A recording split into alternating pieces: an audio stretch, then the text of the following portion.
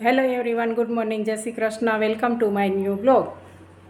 જો સવારનું બધું કામ થઈ ગયું છે અને વોકિંગ કરીને યોગા એક્સરસાઇઝ પણ કરી લીધા છે. પછી કૂતરાને દૂધ બિસ્કિટ પણ ખવડાવી આવી અને નાહી ધોઈને દીવાબત્તી પણ કરીને નવરી થઈ ગઈ છું. અને હવે હું નાસ્તાની તૈયારી કરીશ. ગણેશ વિસર્જન શું કામ કરવામાં આવે છે એના વિશે આજે હું થોડીક માહિતી આપીશ કે ગણેશ વિસર્જન કેમ કરવું જોઈએ. વેદવ્યાસજીને મહાભારત લખવું હતું, પણ તે લખવામાં અસમર્થ હતા. એટલે એમને થયું કે સર્વશ્રેષ્ઠ તો ગણેશજી છે, તે ગણેશજી આ કામ કરી શકે છે.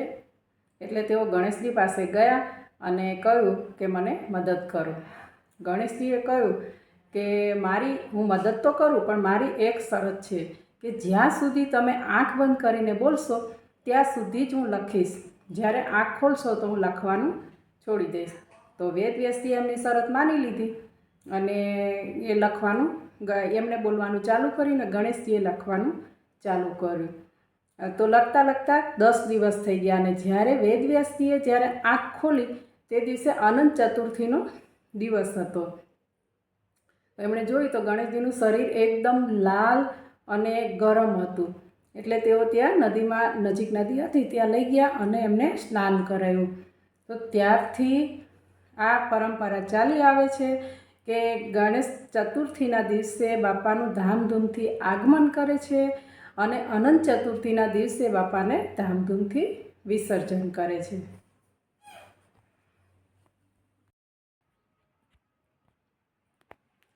આજે થોડીક ફ્રી હતી તો એમ થયું કે ચાલ હું કબાટ ગોઠવી લઉં, કેમ કે મારો કબાટ વિખાઈ ગયો હતો. તો જો અમે બધા કપડાં કાઢી કબાટમાંથી અને પાછા વાળીને બધા ગોઠવી દીધા છે. આ બધી સાડી છે,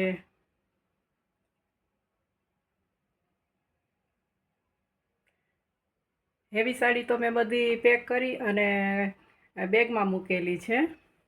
આ તો બધી સિમ્પલ સાડી છે. હેવી સાડી તો બધી પેક કરીને મૂકી દીધી છે. આ બધા ડ્રેસ ને બ્લાઉઝ ને ચણિયા ને એવું બધું છે. અને અહીંયા જો આ બધી બેડશીટ ને ઓશિકાના કવર ને એવું છે બધું. અને આમાં બધા ડ્રેસ ને એવા બધા કપડાં છે એમાં. અને આમાં પણ બેડશીટ ને એવું છે. અને અહીંયા આ બધી બેગ રાખી દીધી છે. તો જેવો બધું મસ્ત કબાટ ગોઠવાઈ ગયો છે. કેમ કે આપણે એક કાઢવા જઈએ ને તો બધા કપડાં વિખાઈ જાય છે. આજે તો બધા કપડાં કાઢી અને વ્યવસ્થિત જુઓ સરસ ગોઠવી દીધા છે. તો કબાટ હું ગોઠવતી હતી ને તો મને એક ફોટો મળ્યો. જો હું તમને તમારી સાથે શેર કરું.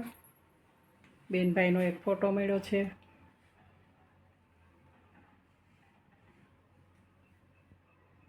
નાનપણનો ફોટો છે, રક્ષાબંધનના દિવસનો.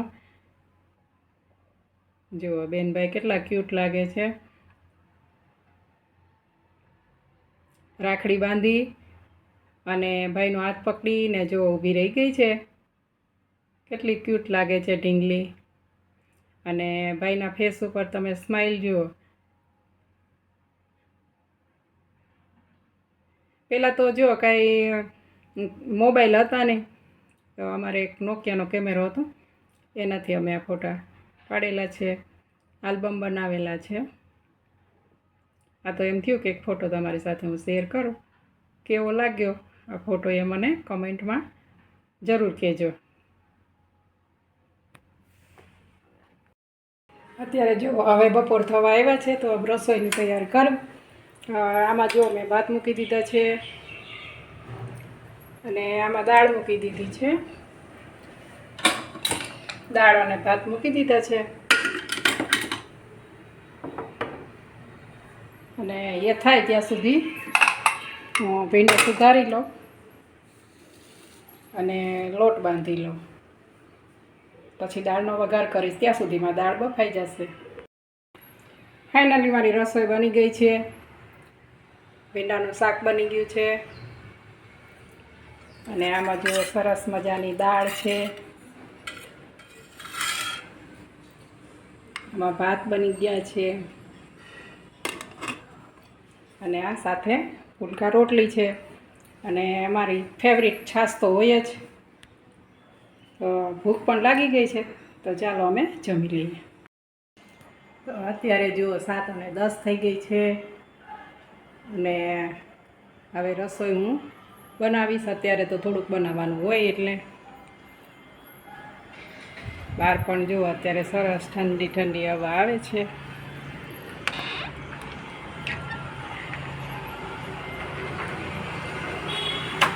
જુઓ સૂર્યાસ્ત પણ થઈ ગયો છે.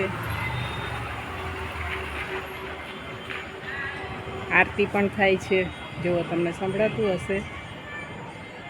અહીંયા જ મંદિર છે અમારે. જો ત્યાં આરતીનો પણ અવાજ આવે છે.